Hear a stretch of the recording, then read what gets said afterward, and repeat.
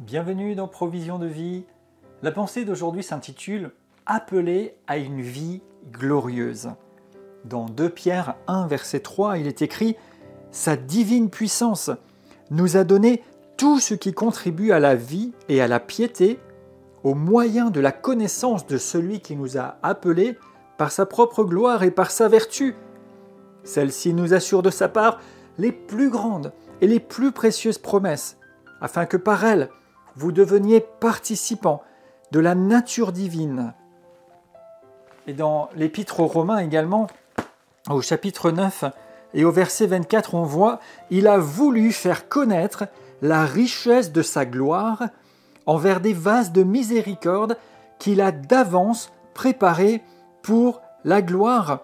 Ainsi, il nous a appelés. » Dieu nous a appelés pour que nous puissions être les récepteurs de sa bonté, de sa miséricorde, ici comme des vases, que nous puissions en fait recevoir sa miséricorde et alors être pour sa gloire. Il nous a appelés à une vie glorieuse. Dieu désire que ses enfants soient marqués de sa présence, de sa gloire, de la manifestation de ses promesses, qu'ils soient marqués comme du sceau divin par une gloire à ce qui se manifeste à tous égards dans leur vie. Et on l'a vu dans le premier passage que j'ai lu il y a un instant, il nous a déjà donné tout ce qu'il faut pour la vie et la piété sur cette terre, afin que nous recevions les plus grandes et les plus précieuses des promesses qu'il nous a assurées lui-même. Je reprends, par sa gloire et sa vertu, afin que nous soyons participants de la nature divine. Nous sommes appelés à une vie glorieuse. Nous ne sommes pas appelés simplement à vivoter et à attendre que les choses se passent.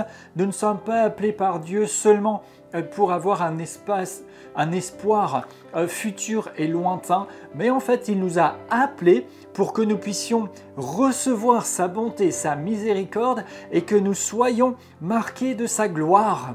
Il nous a appelés pour que nous ayons tout ce qu'il faut pour la vie et la piété et pour que par sa gloire et sa vertu, les plus précieuses des promesses nous soient garanties et soient manifestées. Et Jésus, dans la prière sacerdotale, dira au Père, « Je prie pour eux. » Et il dit, « Je leur donne la gloire que tu m'as donnée. » Dans l'Épître aux Romains, chapitre 8 encore, il est dit que Dieu nous a glorifiés. Vous êtes appelés à une vie glorieuse.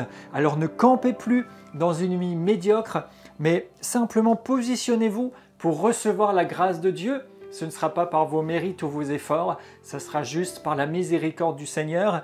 Alors Père, dans le nom de Jésus, je me positionne et nous déclarons au nom de Jésus que nous répondons oui à ton appel et notre vie est glorieuse.